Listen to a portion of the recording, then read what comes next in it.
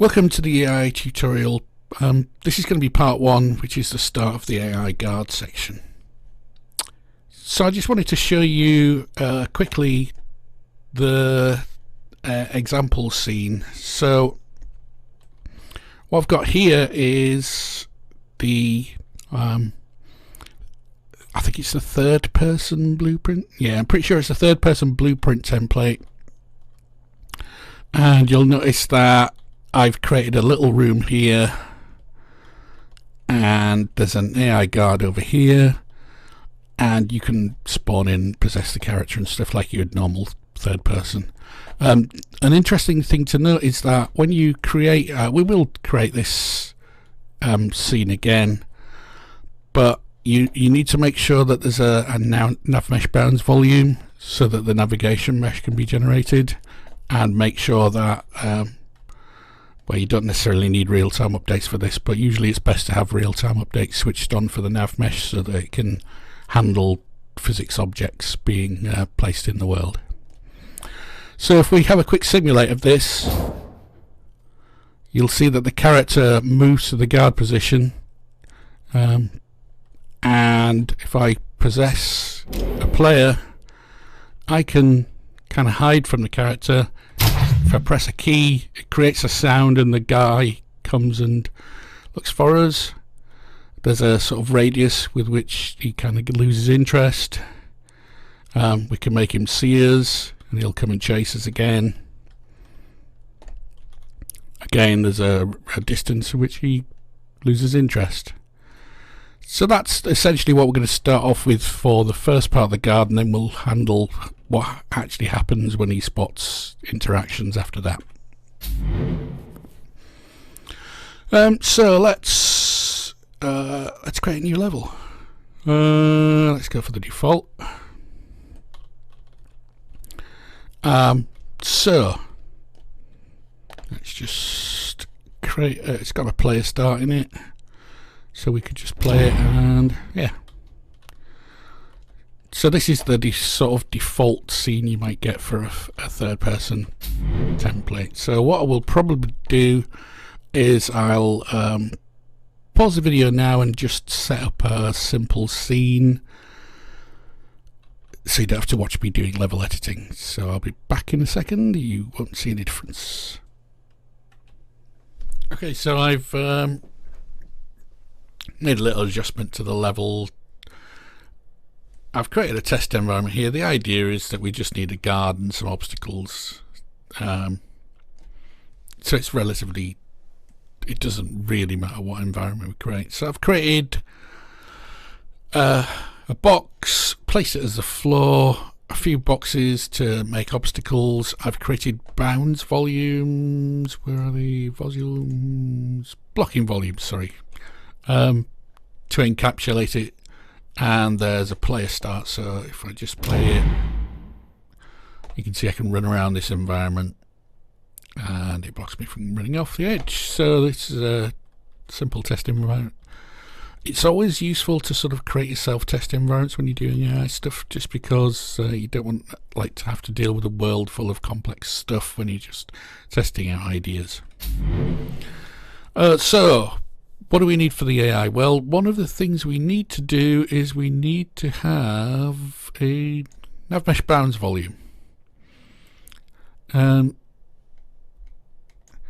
the reason why we need a nav mesh bounds volume is that it tells the navigation system how big the navigation space is. So what it means is that we need to encapsulate our whole kind of navigable area. Kind of hard to see the volume there, but we basically just need to capture the whole kind of area here inside this navigation volume.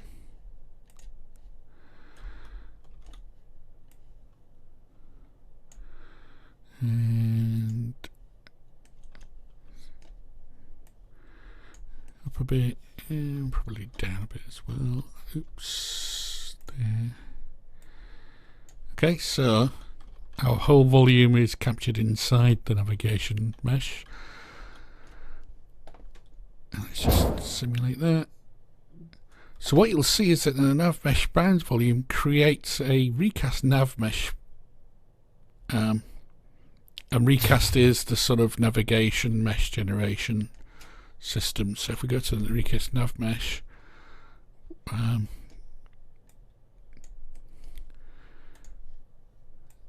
and for some reason it's not drawing the nav mesh, but it will refresh the nav mesh once we get onto actually making some stuff, so let's not worry about that. There you go. Selecting something else. Clearly did that. So let's just click off that so it doesn't completely keep redrawing.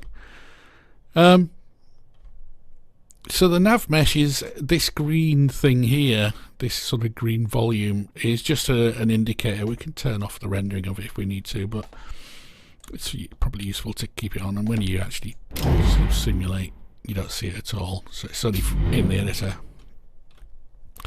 That's the space that our character can walk on, our AI character at least can walk on. So you'll see that it avoids obstacles, and you can tweak the parameters for how the nav mesh is generated. But for now, we'll just take the default values and hope that it'll work.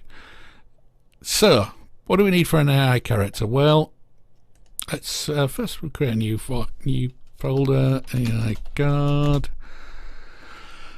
So in the guard we need a AI controller, so let's create one of those, select that, and we'll call that AI guard controller. We need a behavior tree, AI guard BT. We need a blackboard, AI guard blackboard. Yeah, okay. AI guard blackboard, AI guard BT. I could probably call that something else, but anyway. Yeah, so is there anything else? I can't remember. So anyway, what do we need to do to set this up? So we want to create a guard. Oh, that's correct. We need a character, don't we? Yeah. Character. Now you'll see that it's prompting us for an AI demo character. It's just because the project's called AI demo. So let's create one of those. Select, and I'll call that AI guard character, just so we remember what it is. Now by default, where's the editor? It's over here.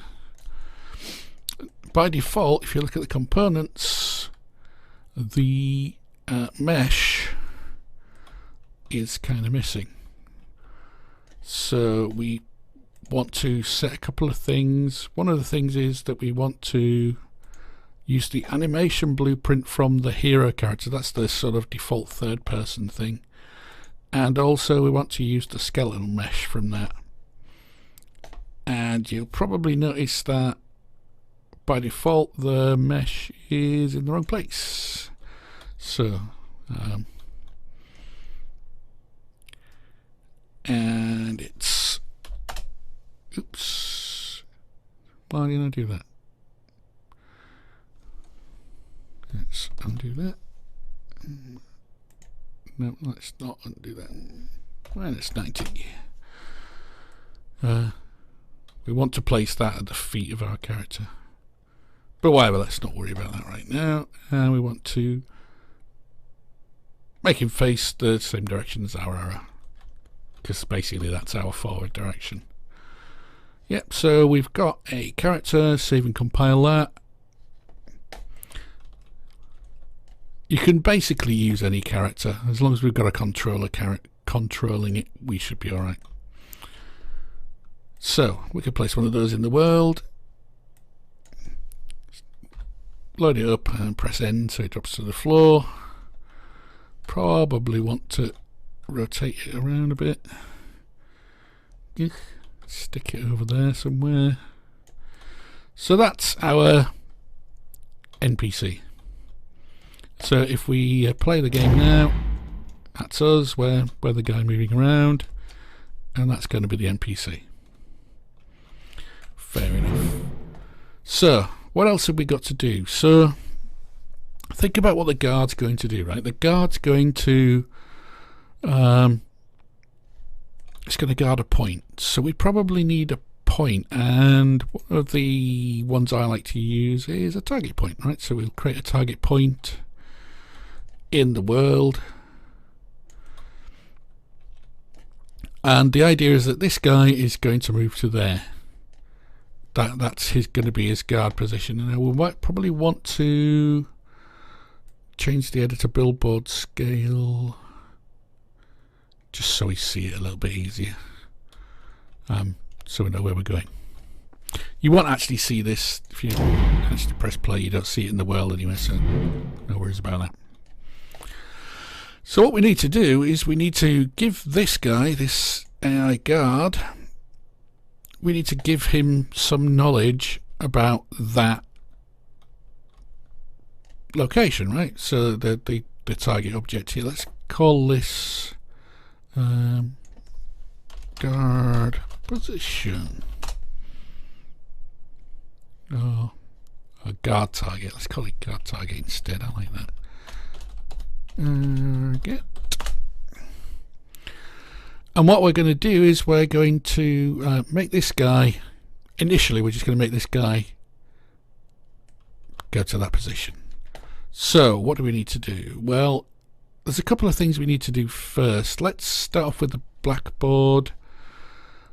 We create a new key. We want an object key. So this could probably be confusing, but essentially a blackboard is just a big list of values. They're basically key pairs, so a key and a value, and the key is located by entry name. So let's call this target guard target. I didn't even spell that right, did I? Guard target.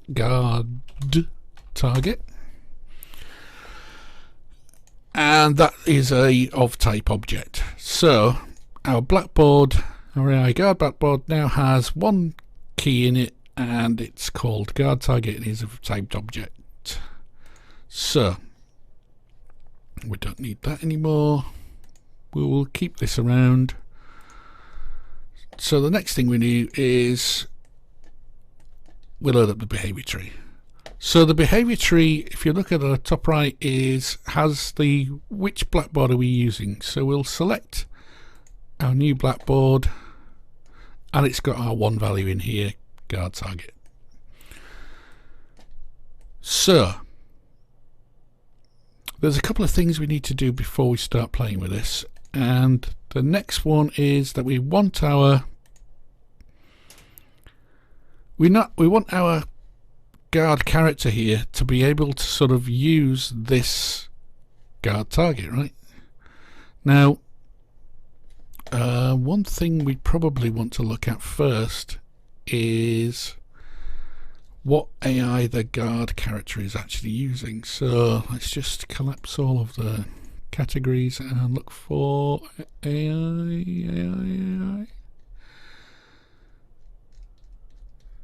There we go, AI. We want to be using the controller that we just created. So that was AI guard controller. Yeah, remember the one here? So your character needs to use the correct controller. And currently our controller is empty. So let's start by making our controller do something. So remember, the controller's the brain of the operation. It's the head of the operation. What it needs to do, it needs to say what brain to use. So if we look at the events for it, there's an event begin play. And what we want to do here is we want to run a particular behavior tree. So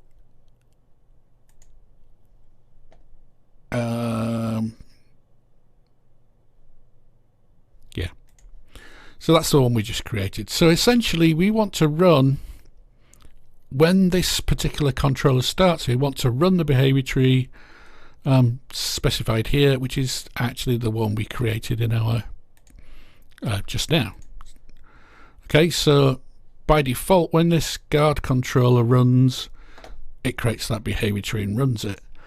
And you'll remember that we set our guard character to use that guard controller. So essentially this guard character is saying, hey head, set up my brain. And the controller's setting up the brain, which is the behavior tree. So we know that this behavior tree should run whenever this character gets created, whenever this character runs. So what else do we need to do? We need to let's just have a look at the graph for this guy. So what we need to do next is we need to set up the values so that we can input them into the blackboard from the character. So we've already set up the controller. What we need to do is we need to say, okay, so when we begin playing, we need to have some value set as the target. So we want to tell it what target location is. So let's create a new actor variable in our guard character. So let's call that guard target. Make it visible. And what we're going to do is we're going to set value. Sorry, set black. Actually, no. Let's call get blackboard and self. So we're saying on this character, get the blackboard, and then we're going to set value as object. Yep. So clean that up. So what we need is a key name. So let's have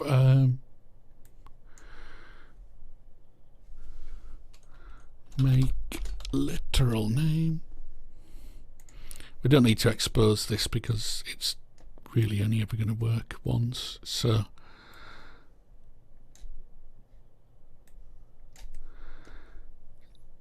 and then we'll just give this a, we need the name of our blackboard value. So what we're saying here is when this character is created, when it begins playing, get the blackboard that it's got, and the blackboard is obviously the one that we've created when we create the controller and the behavior tree. Get that blackboard and set the key value, i.e. the key name, to the value of whatever this object variable is, and it just happens to be named guard target. So what we're saying is that we need the value of our blackboard, and the object name is guard target. So let's go here and set that to guard target.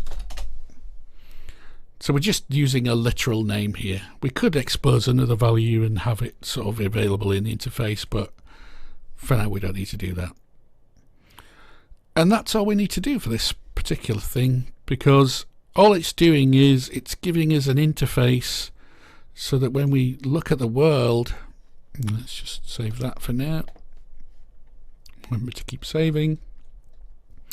It now gives us a value we can set to say what object are we using as the target. So we've just used our target location here, the target point called guard target, and we've set that to our guard target. So what else have we got? So we've got the character setting the guard target into the blackboard. We've got the blackboard itself with the guard target. We've got the controller creating the behavior tree, and we've got the actual character itself setting the guard target object, so we've got a sort of value there, and also using the correct controller. So that's the important bits so far. And of course we've got the nav mesh bounds volume and the recast nav mesh. So we've basically got a navigation mesh. So this should allow us to make this character move towards that target point. So let's do the final part of this, which is to make the behavior tree. So behavior tree, I like to start with a selector. A selector is a thing that chooses any one of its children to run, and it basically completes when the first child completes. So we'll have two sequences. A sequence is a thing that runs its children from left to right, essentially, because you can see the little graphic there. It says, do each one of these things in turn, anything underneath me. So we'll have a sequence there, and let's call that go to guard. I can't spell guard. And we'll have another sequence called, and we'll call that idle. It's usually good to just have some default idle behavior so you can tell which one's being kind of chosen. And the idle will do a wait task. So talking about our sort of sense think act model again, what's going to happen is the behavior tree is going to run from the root, and it's going to look for which children to activate, and we'll see how it sort of executes in a second. But what we're looking for here is we're going to have a sequence of these tasks that are going to be run, and these are sort of the decision points, and those are the actions. So think of the tasks as things that are acted upon, things that happen, and these are the decision-making logic areas. So what we want to do is we want to create a move to, and you'll see that it's automatically filled in the blackboard key because it's the only blackboard key available. But we need to make sure that that's set correctly when there are more keys, and it's got a sort of acceptable radius. What that means is, like, it doesn't necessarily have to get exactly onto the right point, and that's really good because otherwise you can get some things like oscillations and those kind of things. It's also good to make sure that you name your nodes in a sort of useful way. So what else do we need to do? Well, the problem here is that if we run this, it will come to the selector and say, okay, so I'm going to run one of my children. It'll come to the first child because this is the first one in the sequence. In the kind of priority. It's going to come to this one and it's going to go, okay, run. And this sequence is going to run and say move to. So basically this move to is going to get called, but our guard target initially isn't necessarily going to be set, or we don't know whether it's set. So what we probably want to do is we want to have some condition value to say move to this guard target when it's set. So one thing we can do is we can add a decorator here. It's called a blackboard decorator. It's one of the default ones, and say if the guard target is set, then we can run this code. So essentially this is the condition. Remember we talked about sort of decorators as conditional logic that will allow this branch of code to be run. If the guard target isn't set, this will never be selected. This never gets a chance to run, and you'll always stay in idle. The idle, let's set that to 1 second instead of 5, just so we've got sort of a bit more immediate behavior. So that should do us, I think. let's see how this, make sure we've saved everything. Let's see if this actually works. Okay, so our character moves to the target point. And just to prove that it's going to the right place, let's move that guy kind of over there. Simulate it again. Yep, so he's going to the correct place. And we can obviously spawn in. So he goes to his guard location. That's a good start. So we'll take a break there, and we'll come back in the next part where we'll make him actually do something when he gets there.